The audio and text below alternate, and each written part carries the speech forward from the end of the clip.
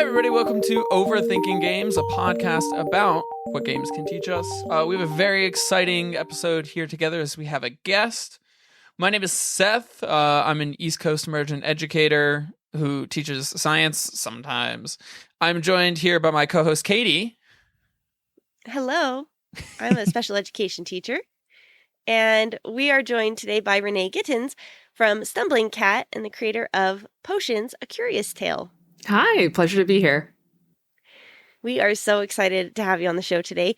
We are going to be talking about Potions, A Curious Tale, and we're super excited to hear about kind of what went into making the game and my favorite part, which is all the folklore side of things. Where can people find your stuff, Renee? Yeah, you can find Potions, A Curious Tale on Steam. It's available for all Steam platforms, so that's Windows, Mac, Linux, and Steam Deck, as well as support for controller and keyboard and mouse. And then you can find me either under Renee Gittins, for example, on LinkedIn and YouTube, or under Rikukat, Rikukat, on every other platform. Awesome. And I think Rikukat is where I actually first heard of you on Reddit. I saw a post that was talking about potions, and it piqued my curiosity. Was that on r/girlgamers? It was. That is probably one of my favorite subreddits. It is a really wonderful place. Me too. Yes. I was like, marketing done right. Yeah. So, great. Before we start talking about all things potions, though, we are going to jump into our first segment, which is what we've been playing this week. Would you like to start us off, Renee? Sure. So I have been playing 3 games this week. My fiance and I have started playing the Dishonored DLC together, which is something that we have been meaning to do for quite a while. Getting back into the Dishonored controls and not being as stealthy as we intended has been a little bit of a learning experience. I have personally been playing Baldur's Gate 3 as I launched a game a month ago. I unfortunately was a little busy to be playing too much through Baldur's Gate. I am right near the start of Act 2. And I think my most interesting thing about my playthrough with Baldur's Gate is I got a little scared of the Goblin Camp and full cleared the Underdark before doing the Goblin Camp, which meant I was very overpowered for those poor goblins. No. And then the other thing I've been playing, I've been in the same World of Warcraft guild for 17 years. So I am currently playing World of Warcraft Plunderstorm, i.e. World of Warcraft Fortnite is the best way to see that. So trying to get all those cosmetic rewards before it goes away. Okay, cool. On Baldur's Gate, I'm also playing Baldur's Gate. And I'm still in Act 1, but I also was like, I don't think that I should go and find Halsin right away because I was afraid that it would progress me too quickly and I wouldn't be able to do all the other side stuff. So I tried to do all the other side stuff and I just got absolutely killed, like destroyed. And so then I went back and I was like, oh, maybe there's a reason that I learned about Halsin first. Okay. Yeah, absolutely. That was actually what I was playing shortly before we started recording. Yeah, so I've been playing that. I've been playing Potions. I am I am at the part where I've just blown free. What is that guy's name now? I'm forgetting. Tong Song Zen. That's the one. Yep. Yeah. Also known as Tripitaka is the more common English translation and less accurate. Oh, fantastic. And what culture does his folklore come from? So he comes from the tale Journey to the West, which is popular across a few cultures. It is most popular in China as well as India and Japan. Okay, very cool. Yeah, I'm really enjoying finding all of these little snippets as I go and just encountering all of the different mythological creatures. That's my absolute favorite part. So that's been really fun. And then the final game that I've been playing, this is my bedtime game that I play on my Steam Deck before I go to sleep, and it's Balatro. And I'm so bad at it, and Seth will laugh at me because he's really good at these kinds of games, but I'm so bad at it. I haven't cleared my first run through yet all the way, but I'm getting really close. So it's a card game where you play it's like poker meets a roguelike. And so you're going through and you unlock these different cards that give you abilities and you try to level up different kinds of hands. And I'm terrible at statistics and odds and stuff. So I'm it's like a mystery every time whether something will work for me or not. But it's been really fun. What about you? What about you, Seth? What have you been playing? Few different things. I need to give an old school RuneScape update because that's my MMO of choice. Have we returned? Yes. So background context was that I was playing a lot of old school RuneScape during January because I bought like a month subscription, and then I was like, I don't want to get another month. I want to get like everything done during this month. So like I grinded out old school RuneScape for like a full month, and then as my spring break rolled around, I was like, oh, I've got a week off. Why don't, like, I have a manageable amount of time here. I've got a week off. And you know what? I'll just save some money. I'll save myself the stress. I'm going to get a 6-month membership, which sounds like a bad idea, but I'm going to get a 6-month membership, and I'm going to put some restrictions in place. So I'm only allowed to play on days off, on breaks, and on weekends. Those are my restrictions for myself, because otherwise I will just come home and I'll play RuneScape and I'll go to bed.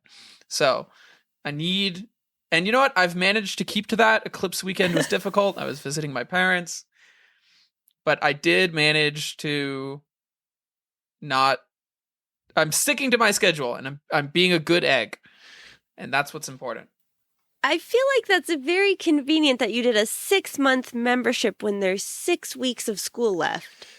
Because I have the summer off. So like that. Uh-huh. So 6 months brings me to like the end of the summer. That's what I'm saying. So basically, after school gets out, all of your restrictions are moot because you are always off. That's a heavy call out. That's 100% correct. And is exactly why I did that. So it sounds like a RuneScape summer, huh? Yeah. Oh, yeah. Yes. You know what? I think that sounds more fun than Hot Girl Summer. You know, honestly, I'm down for it. I don't know about that one. But yeah, some good RuneScape time when I eventually get around to it. I've also been playing some Balatro because it is, by God, the most goated game on the planet. I'm trying to go for like the achievements. So like you have to beat the deck on like subsequent difficulties. The same deck you have to beat it like 8 times or something. I think I'm on like times 6 with the one deck. So I'm trying to like grind that out because achievements are fun. And yeah. Wait, you have to beat all 8 phases 6 times? No, so like when you, What? so you know how in Slay the Spire, when you beat a run, it unlocks like an ascension level? Oh, Ascension, So there's essentially ascension levels for the different decks. Oh, God. There's like 8 ascension levels for each deck. Okay. Endless replayability. This is fun. Great game. Love Balatro. Also been playing some Slay the Spire. Every once in a while I head back and I'm like, hey, this is fun. And then you saw the Slay the Spire 2 announcement. I did! Let's go! They announced Slay the Spire. Katie, did you know this? No. They announced Slay the Spire Wait, 2! news. I didn't know. Wow, that's good news. Happy day. You know what? I bet you Slay the Spire 2 will come out before Silksong does. Ouch. You're probably right. Well, that's okay. We'll be here. What did the one director from Nintendo say? A game can only be late once, but it can be terrible forever. Absolutely. And I would way rather have a game that ships like ready to roll than one that ships broken and you're like waiting for months and years for it to get fixed. Absolutely. I agree. But I still want Silksong. Understandable. I think this is pure speculation right now, but I have this like weird suspicion, or at least I'm kind of like weirdly, because Katie, did you play Darkest Dungeon and Darkest Dungeon 2? No, I've only talked about it with you. Okay. I feel like I've played it because we've talked about it so much. I don't think that's how that works. How that works. But like Darkest Dungeon 2 is like a pretty much like a totally different game than Darkest Dungeon 1.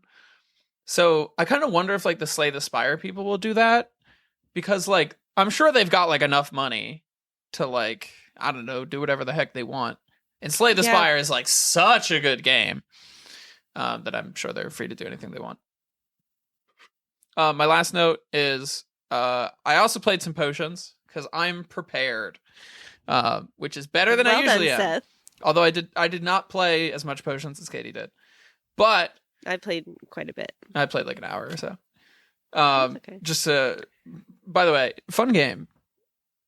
Good work. Thank you. 5 stars. You can tell from what he's talked about. He's very like Seth is our resident like roguelite hard game playing like gamer with a capital G. Gamer with a capital G. New Insta bio just dropped. I think just in general, I was playing through potions, and then the one thing that I was like, oh my god, is there's a character in the main area. She's got the little Calvin and Hobbes dolls. She does, yeah. And I was like, I love those guys. And actually, most of the things that she says are Calvin and Hobbes quotes as well. What? I didn't even notice. Yeah. That's the greatest lore just dropped. Yeah, so if she says something, you're like, that's a little off. If you Google it, it's probably Calvin and Hobbes quote. Oh, I love little Easter eggs like that. That is so fun. That's fantastic. Awesome. Anyway, Katie, back to you. Oh, or sorry. Actually, I was going to say something that no one has noticed yet is that Baba Yaga like drops some like Warhammer lore quotes. So what? if you're really into Warhammer, you might notice that she's like it is the folly of men to believe that like they can have an effect on things through the passage of time. Of course, that's not the proper quote, but it's pretty close to it. She's just dropping like Gilliman quotes. That's sick. I've got so somebody else mentioned Warhammer, so Warhammer moment. I've got on my table over there, I've got a whole Grey Knights army. Nice. I've got a whole CSM / Dark Mechanicus army I'm working on. Cool. So the Grey Knights are all painted? I wouldn't say that. But you're starting on the next army. Yeah. Well, it's mainly I wanted a Knight Abominant. And then everything has spiraled out of control from there. So as it does. I'm so surprised that Seth has not run off to grab them and show them to you because he loves to show us. I'm when he gets his professional. Figurines. Oh, okay. But now it is. I gotta go play more potions because I need my Warhammer quotes. So like, you got it. You got me. I don't know what to tell you. You got me. I have to admit the overlap between Potions of Curious Tale players and Warhammer players is pretty small, but definitely happy to stuff all of the references in there. Which, yeah, I'm sure you've noticed that there's a lot of references in Potions of Curious Tale to other games and media. Yeah. I think it's really I think that was really clever, and it really does fit because you're pulling from lore that's from all over, so you might as well pull from, sort of the what's that word now?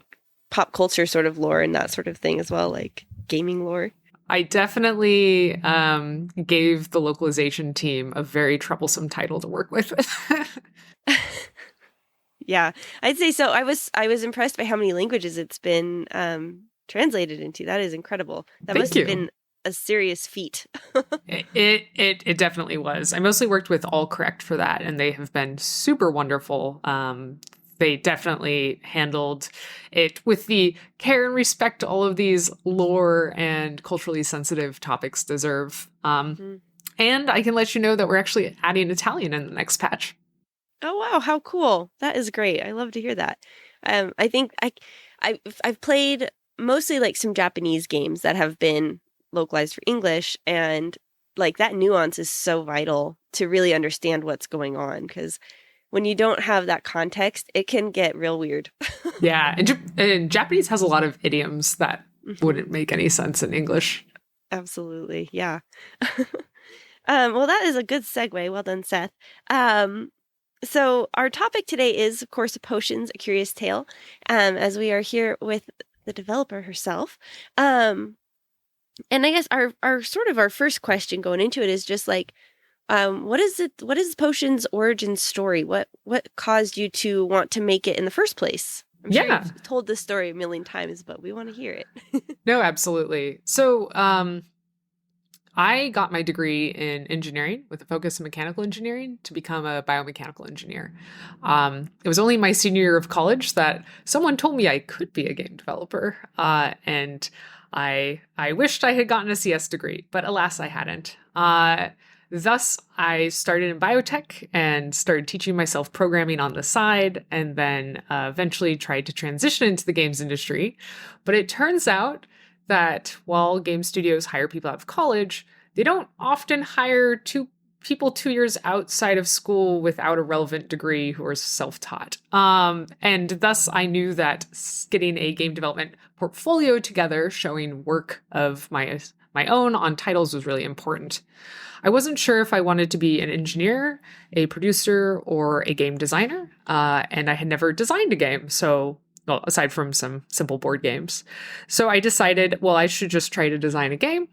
And I came up with a game that was about potion making, that was trying to solve my frustration around being told that you're a hero in games and then being rewarded for slaughtering every fluffy bunny you see.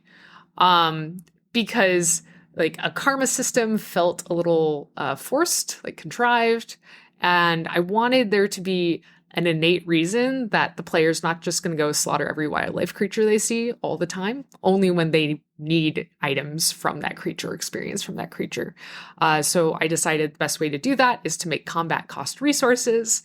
And my solution for that was you brew potions and then use them as spells. So that was sort of the birth of the idea of Potions: A Curious Tale. And I ended up, really leaning into that crafty puzzle solving strategy sort of approach. And that's where the rest of the game developed. I did start it just as a portfolio piece with no intent of it being a professional project. But as I was networking within the games industry and telling people about potions, I was getting a lot of interest. People thought it was a very interesting approach. There weren't really any other games that they could think of that had a similar approach. And so I kept getting encouraged to maybe consider making it more than just a portfolio piece. So I decided to kickstart Potions: A Curious Tale. I invested some of my personal money to hire contractors to do art and audio to help me with that Kickstarter.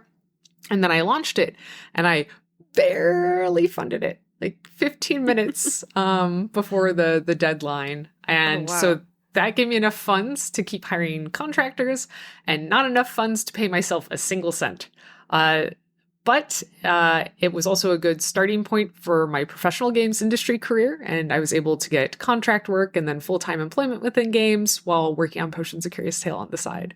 So after a very long development timeline of 9.5 years, I finally was able to finish it, combining my own work and learnings over the last 9 years, as well as some additional personal funds to sort of flesh out the rest of the visual assets. That is awesome. Going back real quick to, you talked about the like making the combat cost resources and that sort of thing. Something Seth and I were just talking about this before we hopped on. I thought it was really interesting the way that like with the frogs in the fairy forest, like sometimes like if you want a certain resource, you have to like hit them one way, or if you want a different resource, you have to hit them a different way.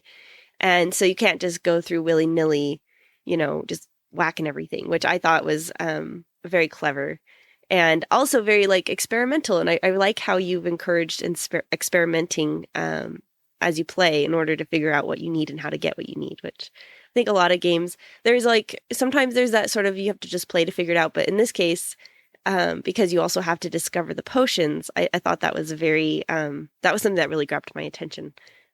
Awesome. I'm so glad that you feel that way. And that's definitely it. I wanted the puzzle solving to, I wanted you to feel success as a player, not just as like, oh, I am a character that is getting stronger and my character is stronger. I wanted you to feel as a player like, I made a smart decision. I am a creative person that's making good decisions in this game, which is leading to successes.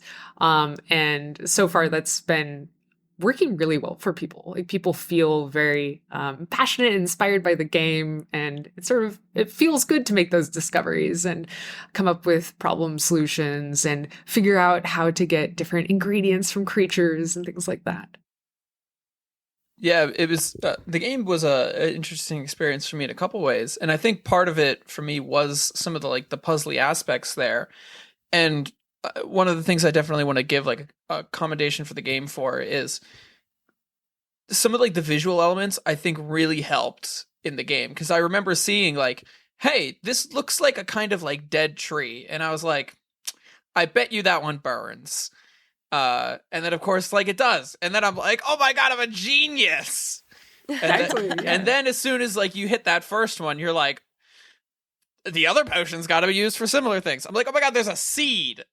That's probably water. And so like that was an experience that made me feel good, because I'm playing through and I'm like, I feel smart because I figured out these things that you wanted me to figure out, and that you left there for me to figure out, which was super cool. Yeah, I'm really glad you feel that way. And it was interesting trying to ensure that I was giving the players some guidance, but not too much. You don't want to be like, hey, this is a bean seed. If you see bean seeds, you should water them and then it will grow into a ladder, right? Because that's like, no. You want the player to figure things out. I don't know if you've noticed this in the fairy forest, there's actually a water turret near one of the bean seeds. So if you go over and see a card and you're trying to mess with it, the water turret will shoot you and trigger it. So if you miss seeing like how the bean seed works, or if you don't figure it out, you kind of like force solve it if you're being confused in front of the bean seed. So I try to add in some of those hints for players who might not have figured it out yet. That's really good. I love that. Because sometimes you just need that little bit of scaffolding to figure out what you're supposed to do next or how something works. But you don't want to be just told either. So that is really clever. Yeah, I was going to say the teaching side of things, for me and Katie there is that same thing, right? Like we try to do a lot of the same things with our students, which is like, hey, like I don't want to tell you this. Like I want you to come to this sort of conclusion, because that's the actual learning process here, is like, I can tell you, but it doesn't help you to actually learn what's going on here. So yes. Yeah, absolutely. I actually have done a lot of mentoring, and I helped teach high school students about game development. Cool. And definitely am familiar with, they'll come and just ask you for answers, but you shouldn't give them answers. You should guide them through answers and teach them how to Google. That's a very important skill set. Oh my gosh, you're not joking. They're like, how do you spell blah, blah, blah? And I was like, guys, you're sitting in front of the computer. Speak it into the computer. Let it type it, and then you'll see, or type it into Google and see what you come up with. We'll figure it out. Yeah. That guided inquiry. So you said just as like part of the process here, you had maybe this moment, maybe this sort of process and time here where you're like, hey, I think I have an idea that can go farther. So was there like a specific moment there where you're like, I think I can actually turn this into something, or was it more of that process? I guess it was more of that process. I think it was mostly the feedback of others showing interest. It's good to know that it's not just you who's interested in your own idea. So getting the interest from others to the extent where like the first thing people would ask me when they saw me would be like, oh, Renee, like how's potions coming along? And I was like, maybe there's enough interest in this that I should consider developing it further. Yeah, cool. Sorry, Katie, back to... No, you're fine. Once you had the Kickstarter, you were still working full time, right? Yeah, I was working part-time contracts, but multiple of them. And then I was, doing that contract work is not always the easiest to balance. No. So was that like, I guess I'm just thinking as a teacher now, like I've been doing my master's degree, as well as teaching full time. And then we have our podcast, which doesn't take up tons of time, but it's still sort of an extra sort of obligation that I devote time to.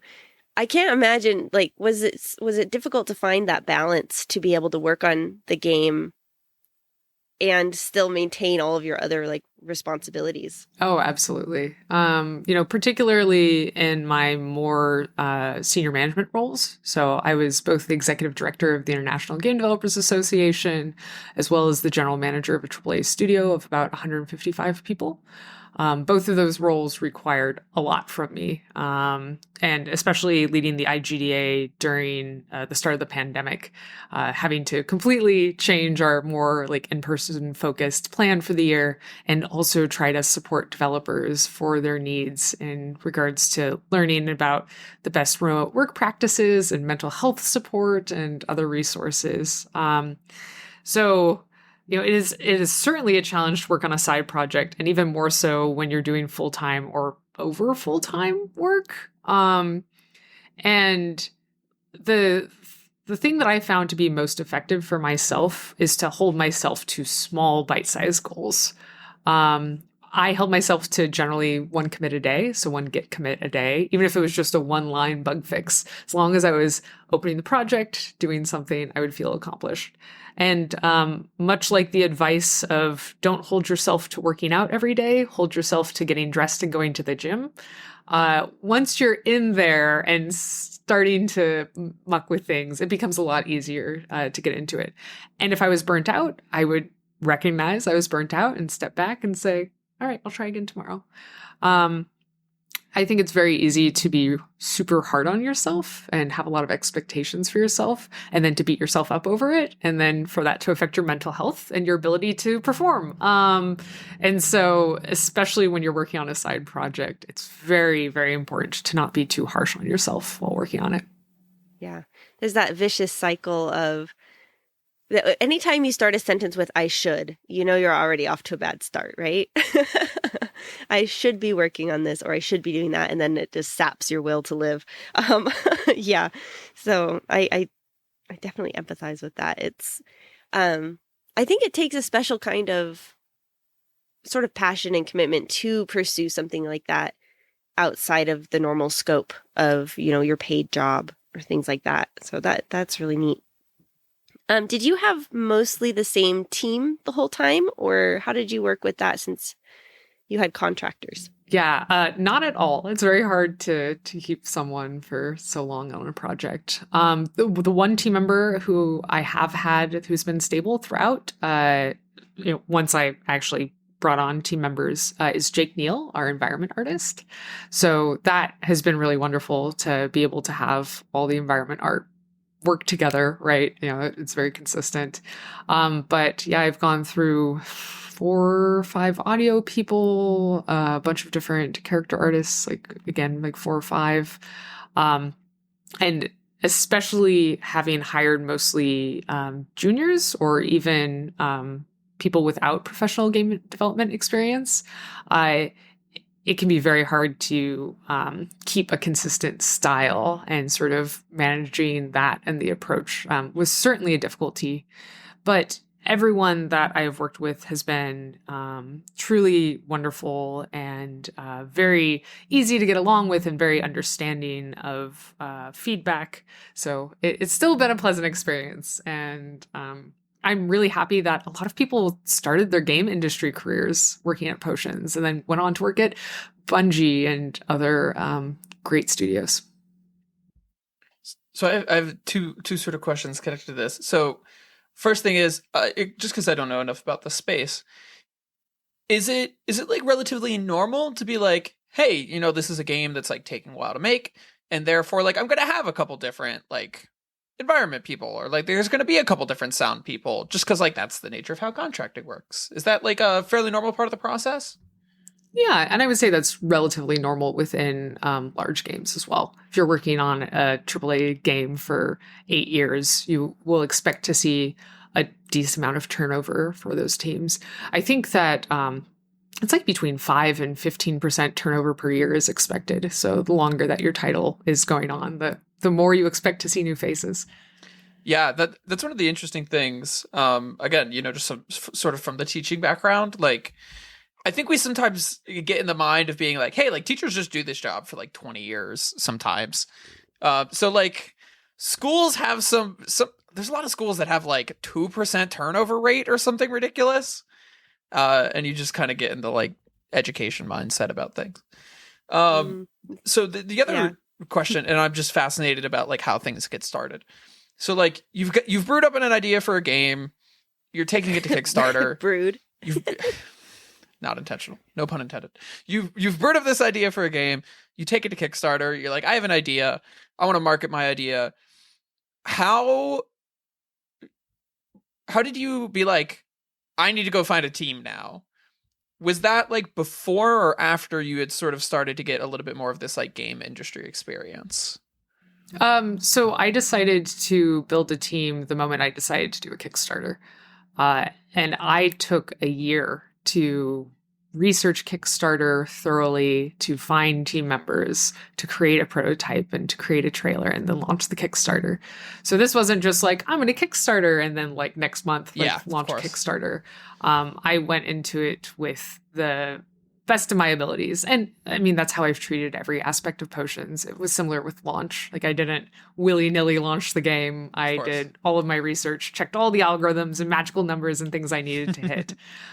So yeah, it was quite similar with the Kickstarter. And like I said, once I decided I was going to try to pursue it as a commercial product, funding it via Kickstarter, that's when I started building out my team. Yeah, and so I guess maybe a little bit more along my question here is I'm sort of interested in like, okay, so, you know, you're trying to onboard your first team member here. Was that like somebody you knew already? Was that somebody that you had a sort of contact for and you're like, hey, I've got this idea. I want you to be my first person on board. Like, how do you build that team? Yeah. So I have built my team through a combination of general outreach, industry connections, and people I've met at game industry networking events. I have not really hired any friends exactly. I have had a couple friends who have worked on the team. Like my fiance helped with controller input and localization. So, I mean, he's a special friend. And then one of my close friends did some of the character art as well. And we were actually living together during the pandemic. So, but for the most part, I posted on the Unity forums, on Reddit. I did a large outreach and asking people for like their art portfolios, and then assessed those. I did a paid art test. I generally do paid art tests. I think that is a ethical thing to do. And I know it's a very uncommon thing for people to do. But particularly when you're a small team, and doing contract work, I think it makes people feel more secure as well, letting them know that you're paying them for their time and you're not just making up fake art tests to steal their assets. Exposure. Yeah. Oh yeah. I'm paying them exposure. Exactly. Yeah. When I have been hiring people, I look for people who are easy to communicate with, self-starters, can take critical feedback, and that have some sort of interest in the game. My first character artist and animator, I actually had originally turned down, and then he had created a web page on his portfolio site about my game with rough drafts for the game and everything else. And I'm like, even if like your art isn't necessarily the style I was expecting, like we can work together because you clearly care about this game and are passionate about it. And that is more important than anything else. I'm thinking about the experience of being. So like you start off this idea as like, hey, I'm a self-taught developer. I've got some ideas. And I asked this about a lot of people about a lot of things. Does it feel weird to you that you're now like a game dev professional and you're not just like somebody who like taught themselves and now you've got like jobs at AAA companies? Like, does the experience of having done that feel weird to you? It certainly has a lot at different points in time, particularly now with almost a decade in the industry and half a decade of executive management experience. It's kind of weird to think like, I am an industry veteran, right? Like, yes. I am not only a active participant and considered a member of this industry, I am considered a leader in this industry. And that is weird. I think the thing that still I get the most imposter syndrome over is being seen as a game designer. Because the only game design I've ever done, for the most part, is on Potions: A Curious Tale. I've done some game jams, I've done some participation at other studios, but I've never had the title of game designer except for on potions. And so I don't feel like a game designer. And I have a game with 265 reviews on Steam with a 90% positive rating, which is very positive. And I'm like, I don't really feel like a game designer, though. I don't know if I do. Feel much more like an engineer, much more like a leader, much more like a producer. But game design is definitely where I always am like, I have ideas sometimes, but I don't know if I've interacted enough with other game designers to even feel like I'm a proper game designer, which is, obviously ridiculous. Everybody has different game design approaches, and clearly I've been able to design a game or two. Right. But yeah, that's the weird one for me. Yeah, I tell people a lot, like, I still don't feel like an adult. Like, I'm now in my like mid-20s, like I have an apartment, I have like an adult job, and I'm like, I still don't think I feel like an adult yet. I'm here, I'm doing it, and I'm like, I think I would still rather be like 16 and have my parents feed me sometimes. It just makes life easier. And I'm sure you've filed your taxes. I mean, why are you calling me out like that? I'm Renee? doing it Why? this weekend. I am too. At worst, you can file an extension.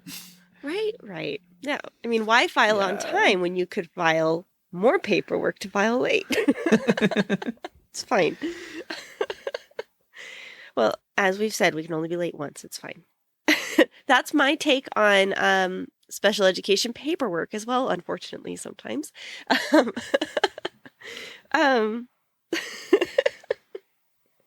So I was curious, since you did start developing this in, was it 2014? I was curious, were you influenced when you came to decide to use folklore in your story? Were you influenced by the trend at that, like kind of around that time of like the twisted fairy tales? Were you aware of that trend? Like I was. I worked in a library, and I remember at the time like seeing so many novels that were retellings, and I just thought that was such a neat thing to do in the literature space, and then to see it in the gaming space, I thought was so creative. Thank you. Yeah, I mean, I think I was somewhat influenced by some of that popular media, but mostly like I've loved fairy tales and myth and lore pretty much my whole life. And actually, I'm a huge high fantasy person, but I didn't want to do high fantasy potion brewing. I feel like there's too many other elements that come into high fantasy there. And so to me, like witches and witchcraft and that kind of lore fits much more into fairy tale realms versus high fantasy realms. So that's why I decided to sort of go in that. And, I grew up with, my mom got her master's in literature. So I grew up with a lot of fairy tale books and fantasy novels and sci-fi and everything else around me, including my mom had actually painted the characters from Journey to the West on a giant tapestry. So I grew up with these characters that you encountered, like 6 feet tall and on the wall. So that's one of the reasons that story is included in there. That's so special. I love that. Was it always going to, when you decided on like a potion sort of approach, were you always planning to use sort of that folklore thing? Like, did you think I want to make a game that uses folklore? Or was it more that you wanted to make a game that used a different kind of combat? I was much more focused on the mechanics than on the story of the game. So it started with a different type of combat, and then it started with a coming of age story of a young witch. And then I was like, well, what sort of characters could I bring in? Well, how about Little Miss Muffet and have sort of like a whole spider thing? I won't spoil it too much. And then I was like, well, I'm already leaning into nursery rhymes. Might as well, consider leaning into folklore because it really fits the world. And it is fun, Prince Charming is an antagonist, which is a little bit of that twisted fairy tales. But actually a lot of the folklore that is used pretty straightforward, particularly because when there are less known pieces of folklore or folklore from other cultures, like any twist would be lost on somebody who's not already familiar with the folklore. So I wanted to make sure that I was, in general, being true to it. And that's why I went with that approach. That's such a good point. I love that. I'm excited to play more of it and see what other stories come to light, because like as an English teacher, I'm always looking for different stories from like different cultures that I can share with my students. And I am planning actually next year with my 8th graders, I'd like to do a like exploration of storytelling through video games. And I think I'd love to add potions to my like list of games that we sample to talk about how you can tell stories in different ways. Because I just think it's such a magical sort of way to engage with even classics, you know?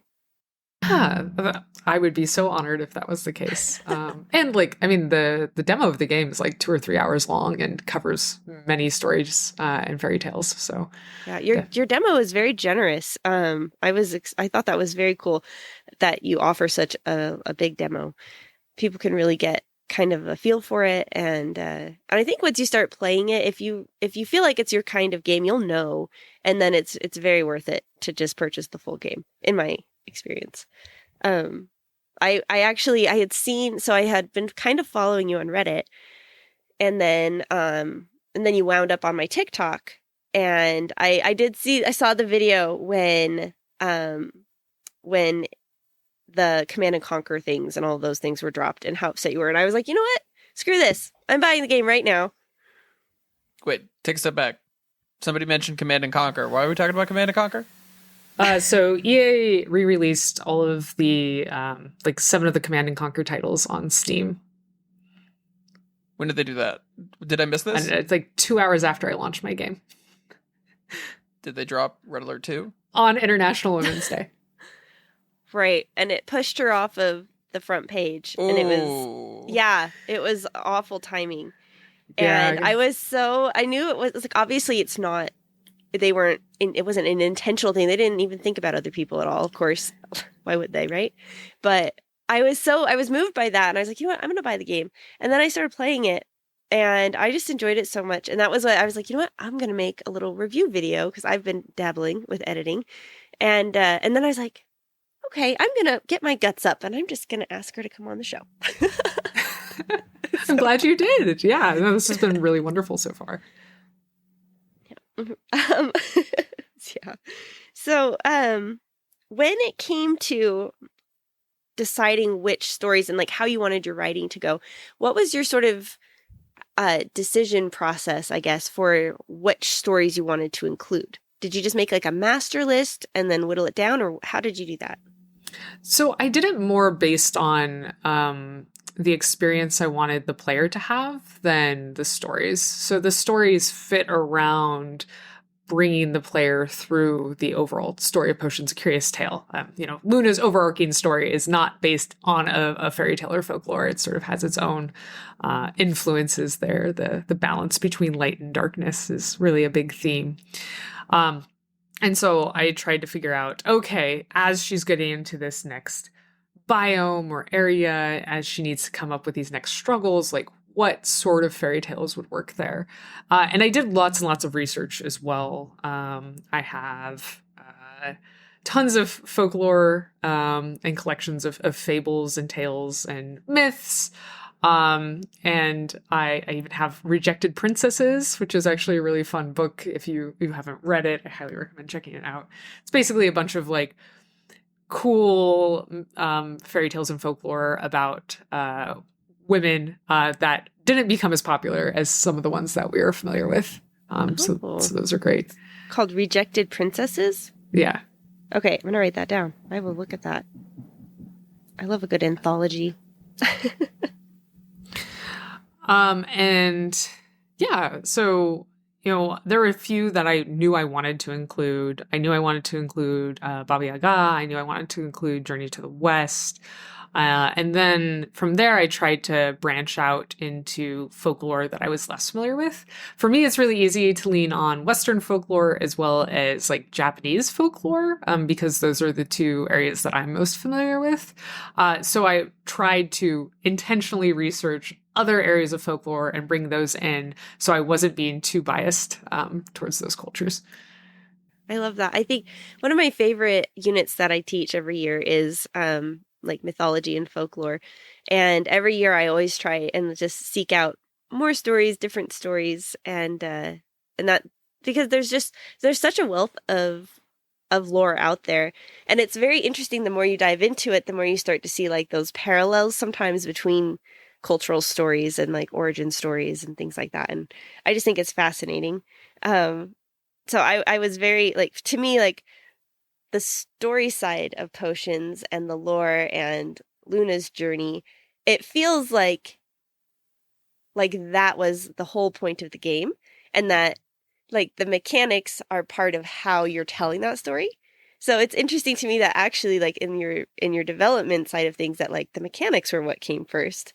But you've done a really like, you guys have done such a good job of meshing the two that it feels like it's all very, I guess, woven together intentionally.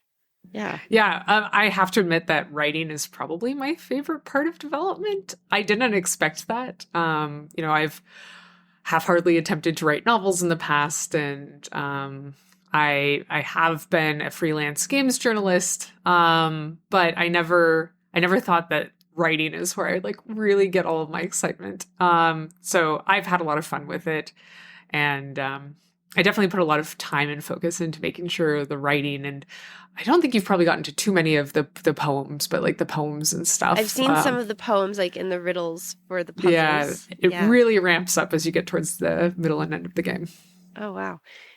So how does writing for a video game differ from writing maybe like just a regular narrative story? Yeah, player agency. So I've actually worked with my mom a bit on doing some of the research and writing and ideas. And I think the biggest hurdle to overcome when I was asking her to assist me was the understanding that when you are coming up with the situations and story, you have to provide player agency for the player, because it doesn't make sense to just have a scene go on in front of them and them have no engagement or control. So you have to keep in mind that as you're writing the story, you need to make sure that the player feels empowered, that they are making choices and decisions, even if it's a pretty like railroaded approach where there's like only one path, you still need to make them feel like they are having an impact and an effect, and that the things that they are doing are causing actions in the world. Right. So that ends up with probably so many thousands of lines of dialogue that you'd have to generate in order to make it feel like you have sort of a bit of control or agency in that storytelling process. Yeah, part of that is part of it setting up situations. I actually really tried in potions to make sure that the dialogue exchanges weren't too long.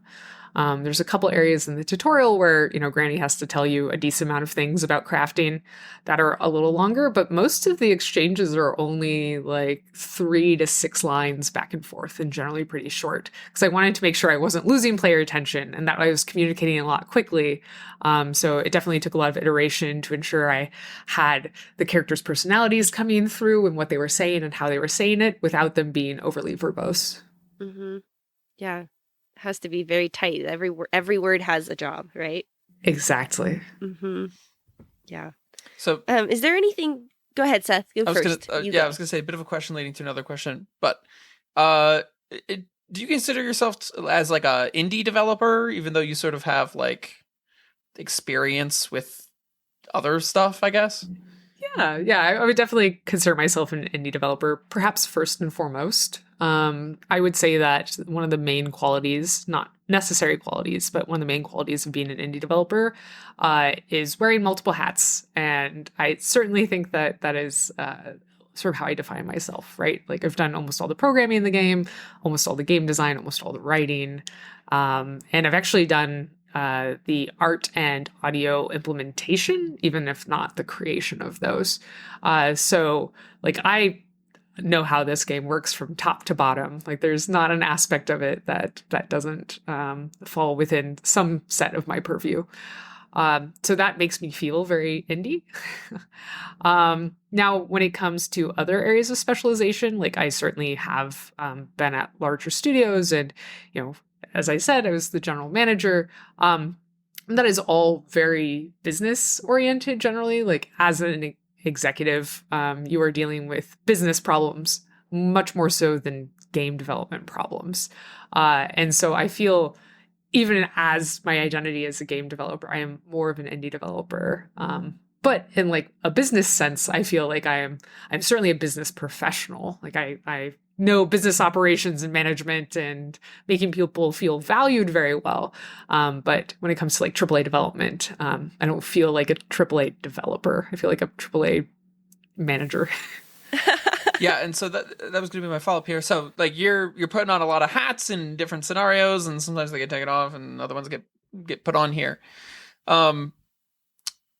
But even like as sort of working as part of a team in both those environments, as you just said, there's, when we talk about player agency in terms of the game, there's also, I think, this possibly the sense of like developer agency for the team. So I guess when you're working with a team here, how much of like, it sounds like a lot of your own agency went into potions. And do you think that's something that's like important for the identity of potions, that like, hey, I'm doing most of this? Or like, do you think it would have been better if you had like more team members to delegate stuff to? Or are you happy that you held a lot of that control? Yeah, I think that's a really wonderful question. And, part of the answer is I don't know, right? Like I tried to make the best game possible, and the decisions I made with regards to my influence over it was the way that I felt would help see the vision that I thought would be most supportive of players. Which is funny because in general, I'm not a particularly like controlling person. Like I don't think that anyone on my team ever felt like I was like, no, you have to do it this way, because I gave them lots and lots of agency in their areas of expertise. And worked with them through that. So, there was occasionally some disagreements about like maybe character design, but that was very early on. And as we were just sort of creating the identity of the game. And once there was this overall vision, it was very easy for people to contribute to that vision versus bring in their own visions. So I would think that most of my team members actually did feel quite empowered, even if I was still directing the overall creative direction. Okay, and I guess you follow up to my follow-up question here. Do you like doing the game management stuff more? Like, would you rather be directing the team, or would you rather be in the process and being like, hey, I'm doing like writing now?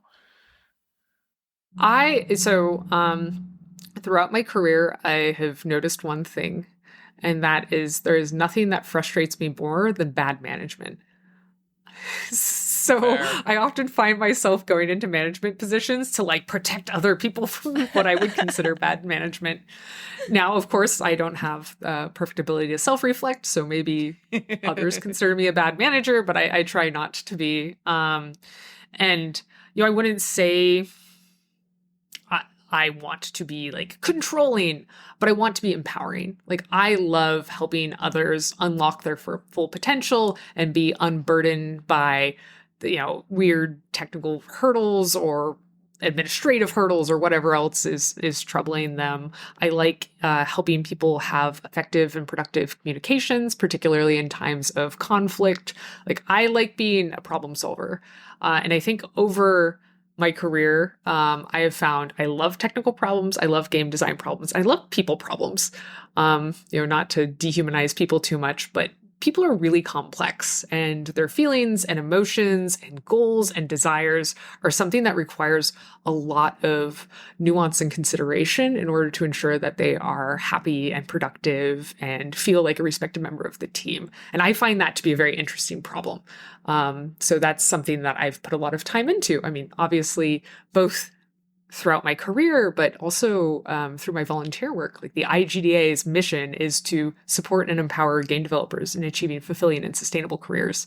So much of that is understanding where they're at, where they are having troubles, and then creating the resources and networks and other types of support to empower them to do better in their own ability.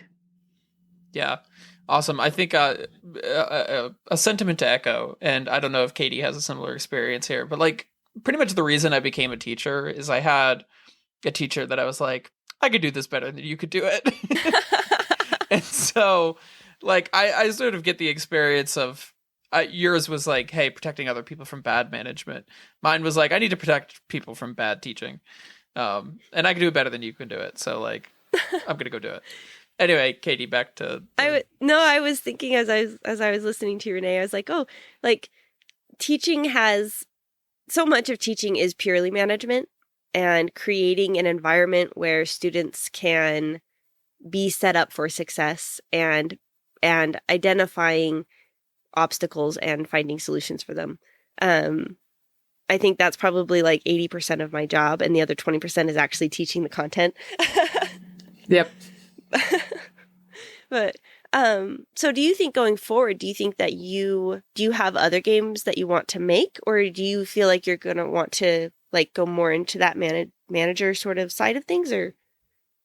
So having been in executive management, you're really far away from game development. I certainly find a lot of those problems really interesting, but I really like being close to game development. My current rough plan going forward is to do 2 content patches for potions, then to do a console port with a significant content patch for like post like end game content after you complete the game. And then I really want to focus in doing bite-sized indie game dev, educational content creation, and consulting, because that all feeds into each other, right? Working on games gives me more topics to talk about in educational content, gives me a platform to get consulting agreements and consulting work, and then that funds my indie development, because it's really hard to be financially successful as an indie developer. So I never believe that will be the case. That is a poor bet to make, no matter how skilled and practiced you are. Oh, that's exciting. I think it's it. Let me think how I'm trying to say it. It doesn't surprise me that is kind of a direction you're going, based on what you've said about how you hired people who were maybe low on experience or low on formal education. Like, it seems like so much of your angle has been on sort of just across the board empowering people to learn and grow their skills. And even the way that you've approached teaching people to play the game that you've made, like by kind of gently guiding rather than just saying, and then this is the tutorial for this part, So that's exciting. That's really cool. Do you think that you're going to do that? Like, is that going to be something you do via like a formal route, or do you think more like YouTube, or what does that look like? I think it's going to be a combination of things. I want to make accessible content where people are. So I've created introductory game development content both on YouTube and on TikTok. So I think that I will continue with that approach. I know that TikTok, Instagram Reels, and YouTube Shorts are really popular with younger generations. So I'll probably continue to make content there. And I do love the deeper dives into technical things, so I'll probably be doing those on YouTube. And then I've actually written a number of white papers. They're not research-oriented white papers as much as they are industry's best practices white papers. And so that is probably where I am going to spend some time, if not making proper white papers, at least industry recommendation, like blogs on Medium or LinkedIn. And I imagine that's where I would get my like contract work through, my consulting work through, because that's of a higher level of information. Like, that's where you're really sort of showing that you're a veteran with a lot of interesting thoughts and opinions and ability to break down very difficult business and development problems. Great. So forgive my ignorance. What are white papers? Yeah, there's a range of definitions. Generally, a white paper is a paper that is professionally focused with either a set of research or a conclusion that comes to industry standard recommendations of like approach So all of my white papers have been very focused on applicable information for game industry professionals, particularly studio leaders. My first one was on social virtual reality best practices, and it broke down ways to prevent harassment and abuse within virtual reality, and talked about common moderation tools in current games, as well as types of moderation that are of particular note in virtual reality, which is slightly different, and talked about pros and cons of each of those, how to implement them.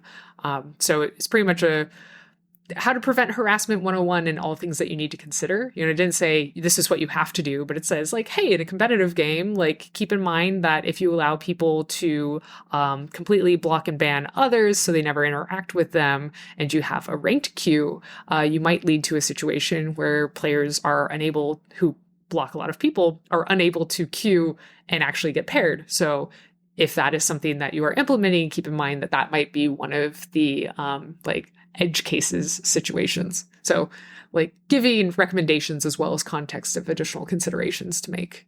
The other two papers that I've written have been more about running a studio and considerations of development.